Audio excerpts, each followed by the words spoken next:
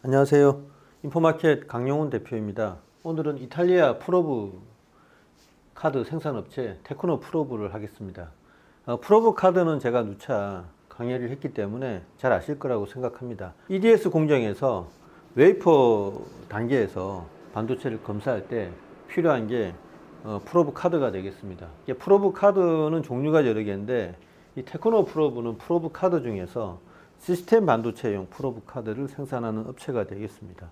D램에서 이 지배적인 위치를 차지하는 회사는 저번에 소개해드렸던 폼팩터가 있고요.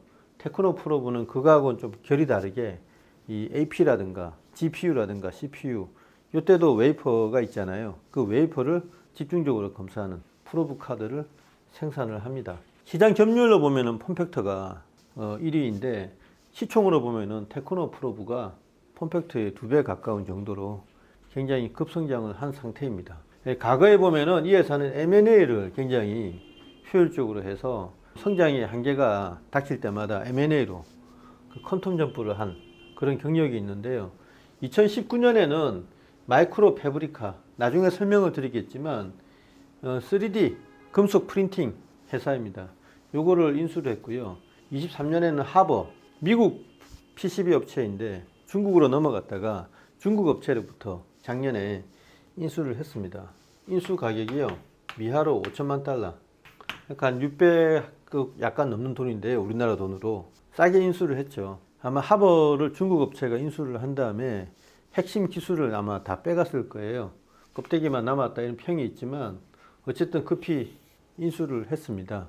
그렇게 하고 이제 24년 올해는 테라다인이라고 반도체 검사 장비 업체 중에서 일본의 어드반테스트와 쌍벽을 이루는 미국의 테라다인 이 회사의 DIS 부분을 인수를 하려고 합니다. 올해 상반기 안으로 인수 D를 매듭을 짓는 게 목표입니다.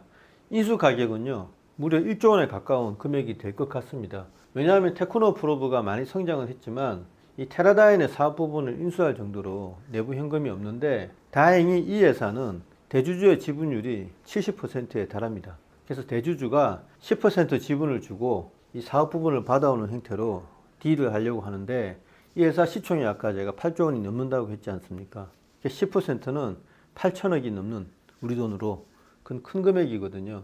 그래서 한 번도 그런 적이 없는데 올해는 정말 1조 원에 가까운 메가딜을 이 회사 입장에서는 굉장히 큰 메가딜이죠. 통해서 DIS 부분을 인수를 하려고 합니다. 그럼 DIS는 뭐냐? 이거는 디바이스 인터페이스 솔루션의 약자고요. 이 사업 부분에서 하는 게 뭐냐면 반도체 최종 검사가 프로브 카드는 뭐라고 설명을 드렸냐면 자르기 전에 웨이프 단계에서 정기적 검사를 할 때 필요한 게 프로브 카드라고 말씀을 드렸지 않습니까? 그러면 자르고 난 다음에 어떻게 되느냐? 여러분 테스트 소켓이라는 거 들어보셨죠? 테스트 소켓에 포고핀 같은 걸 박아가지고 이게 칩 다이가 항상 설명드리지만 이렇게 웨이퍼에서 잘라낸 거, 요 하나하나를 칩 다이라고 하지 않습니까? 여기 그림에서는 이 모는 종이를 제가 크게 그렸지만 HBM 같은 경우는 600개에 달할 정도로 굉장히 많은 부분을 떼어내거든요. 그 하나하나를 검사를 한다 이거예요. 소켓으로 검사를 하는데 그 소켓이 이 박혀 있는 거대한 PCB를 인터페이스 보드라고 합니다. 그 인터페이스 보드 시장에 진출하겠다는 거거든요. DIS를 인수를 해서 칩다이 검사 구조인데요. 이게 소켓이 있고요. 제가 엉성하게 그랬지만 포고 핀입니다.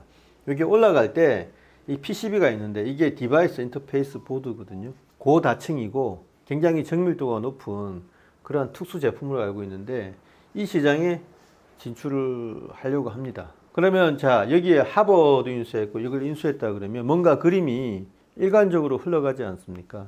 하버가 PCB 업체라고 했잖아요.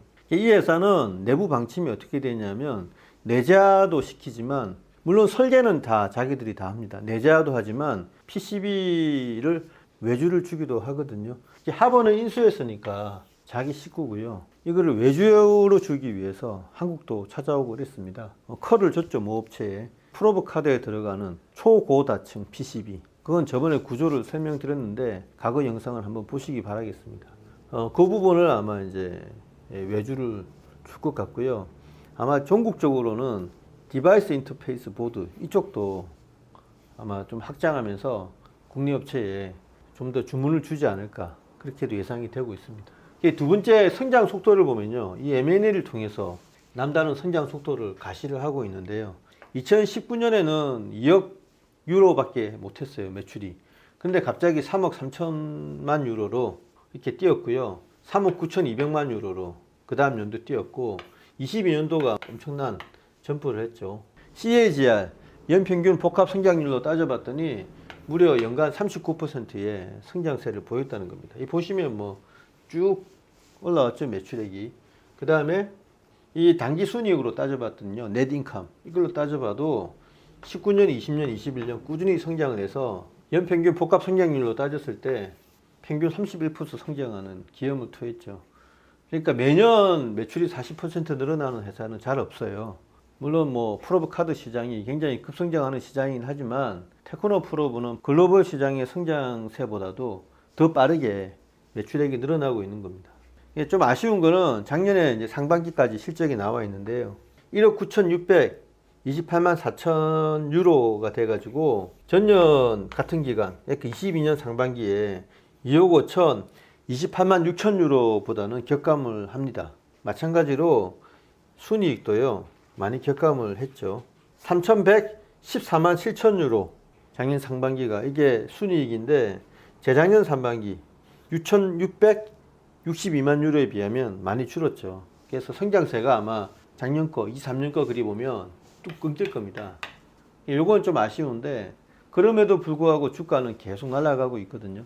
계속 뭐 우상향을 하고 있습니다. 13일에는 CPI 발표 전이었죠, 미국 시장. 유럽은 더 빨리 시작하니까 장 초반에 6% 이상 빠지면서 좀 우려를 자아냈는데 결국에는 5% 하락 정도로 마감을 했습니다. 상승폭을 크게 훼손할 정도는 아니었고요. 계속해서 상승 추세를 유지하고 있는 국면으로 보입니다. 주가는 작년에 부진한 실적하고는 아랑곳 없이 올해 실적을 이미 선반영하고 있다 이겁니다.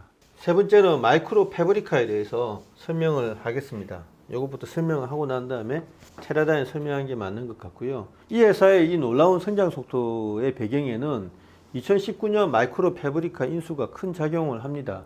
요거를 인수할 때는 1억 달러에 그 당시에는 꽤 큰 금액이었는데 지나고 나서 보니까 굉장히 싸게 인수했다 이런 이야기입니다. 마이크로 패브리카는요, 금속으로 3D 프린팅을 하는 회사입니다. 3D 프린팅은 뭐 여러 가지 목적으로 하는데 금속으로 하는 경우는 금속 구조물, 금속 부품 같은 거, 뭐 예를 들면 예전에 이제 올드카 같은 거 있지 않습니까?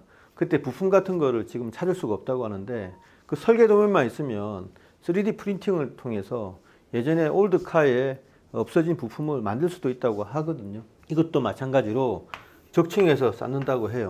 그러면 야, 금속을 어떻게 적층해서 쌓냐? 그건 레이저를 이용한다고 합니다. 어떻게 쌓냐면은 금속 가루를 도포를 한 다음에 펴요. 금속 가루를 펴고 강력한 에너지를 가진 레이저를 쏴서 이게 녹입니다. 그러면 이게 금속으로 응고가 되겠죠. 그 다음에 또 요 위에 금속 가루를 또 도포를 하고 레이저를 쏴서 이걸 또 금속으로 응고시키고 이런 식으로 해서 원하는 어떤 형체를 구현하는 그런 3D 프린팅 기법이 되겠는데요. 이게 보면은 표면이 굉장히 거칩니다. 그렇겠죠, 정상적으로. 아무리 레이저로 금속 가루를 굳힌다고 하더라도 금속을 연마를 해서 깎아낼 때만큼의 어떤 표면 정밀도는 구현하지 못할 것 같은데 마이크로 패브리카가 그걸 잘 한다고 합니다. 그래서 마이크로 패브리카가 지금 만든 미세 조형물을 보면요, 이 표면이 굉장히 반들반들하게 잘 되어 있습니다. 그리고 이게 과연 3D 프린팅으로 생성했을까라고 의심할 정도로 굉장히 복잡한 구조물을 능수능란하게 만든 기술을 가지고 있습니다.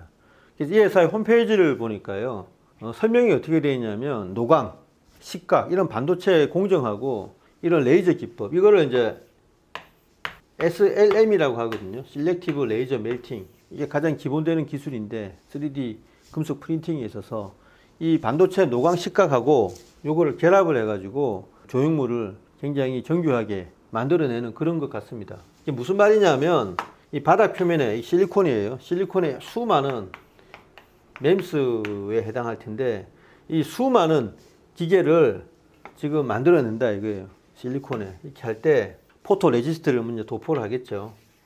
도포를 해서 노광을 해가지고 요 부분에 노광을 해서 요 부분을 표시를 한다 그러면 이 부분을 드러내서 여기 금속 가루를 도포를 하고 그러면 금속 가루가 요 밑에 파인 부분만 깔릴 것 아니에요. 그 다음에 요 위에는 얹어져 있겠지만 금속 가루가 요거는 제외를 하는 것 같습니다. 그러면 금속 가루가 여기하고 여기하고 이렇게 형성이 되어 있으면 레이저를 형성하면 여기만 금속 구조물이 만들어지는 그런 형태인 것 같습니다. 자세한 설명은 회사에서 기밀로 취급을 해서 설명을 안 해놓고 있는데 제가 이 회사 설명 자료를 보고 이해한 바로는 이렇습니다. 그 다음 층에도요, 계속 이런 과정을 반복을 하는데, 가령 여기 즈음에 이제 뭐 또다시 금속을 올리고 싶다 그러면 여기에 아까 노광을 통해서 그 전에 이제 포토 레지스트를 깐 다음에 이 부분만 가루를 뿌린 다음에 여기에 또 레이저를 가해서 굳히는 이런 형태로 진행이 되는 것 같습니다. 그래서 굉장히 뭐 창의적인 발상이라고 생각이 되는데요. 2019년에 이거를 인수한 이유가 뭐냐면 이 회사에서 프로브를 만들 때 폼팩터에서는 MEMS 기법을 해서 아예 반도체에서 성형을 하고 그 다음에 거기에 그 금속 일렉트로 플레이팅을 통해서 MEMS 프로브 핀을 형성하는 데 반해서 이 회사는 노광 식각을 한 다음에 아예 3D 프린팅을 통해서 마이크로 프로브 핀을 형성을 하는 것 같습니다. 좀 다른 방식인데 각 회사에서 내부 세부 자료는 없기 때문에 저희는 짐작을 할 뿐이지만 어쨌든 19년 이후로 매출액하고 영업이익 또는 뭐 이 에비타 단기 순이익이 엄청나게 급증을 한 거 보면 굉장한 도움이 됐다. 그걸 알 수가 있는 대목입니다. 그래서 마이크로 패브리카가 거의 신의 한 수였다. 마이크로 패브리카를 통해서 폼팩터를 시총에서 압도할 수 있는 기술력을 확보를 했다.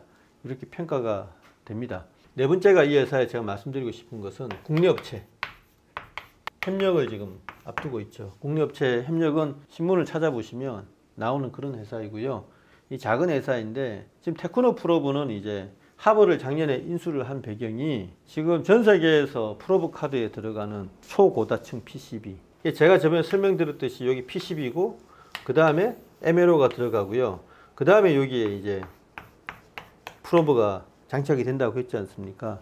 테크노 프로브 설명을 보니까요. 요 밑에 세라믹 플레이트가 또 있다고 합니다. 여기에 장착을 시킨다고 설명이 되어 있는데 폼팩터의 설명하고는 약간 달라서 회사마다 약간 차이가 있지 않나 그런 짐작을 할 뿐이고요. PCB가 들어간 건 똑같습니다. 그 다음 바로 밑에 STF 스페이스 트랜스포머가 들어가는 것도 똑같습니다. 그 다음에 요 핀이 들어가는 기본 구조는 다 똑같은데 요 PCB, STF 요걸 공급해 줄 업체를 이 회사에서는 찾았던 것 같고요. 이게 초고다층 PCB고요.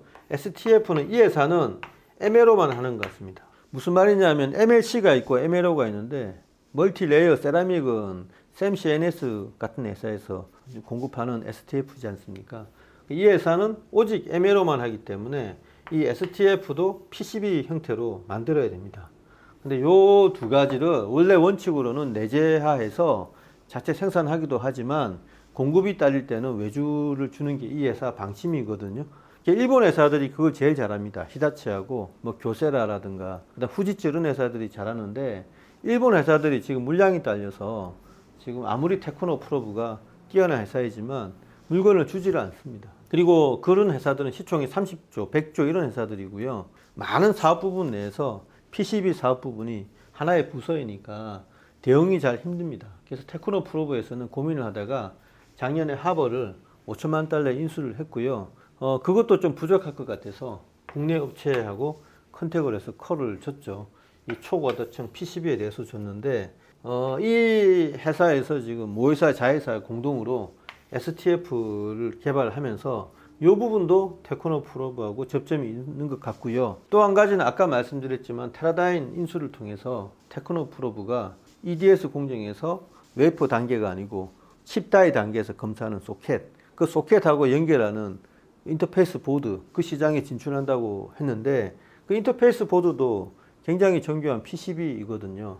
내재적으로는 테라다인 사업 부분과 하버를 결합을 해서 시너지 효과를 내부적으로는 창출하려고 하겠지만 하버의 생산 속도가 따라가지 않을 때는 국내 업체에 다시 또 외주를 줄 수 있는 그런 게 되겠습니다. 연 성장률이 40%를 구가하다가 작년에 브레이크가 걸릴 것으로 추정이 되긴 합니다만 올해 만약에 그 성장률을 회복을 한다고 전제를 했을 때 이 국내 업체에 미치는 영향도 상당할 것으로 보입니다.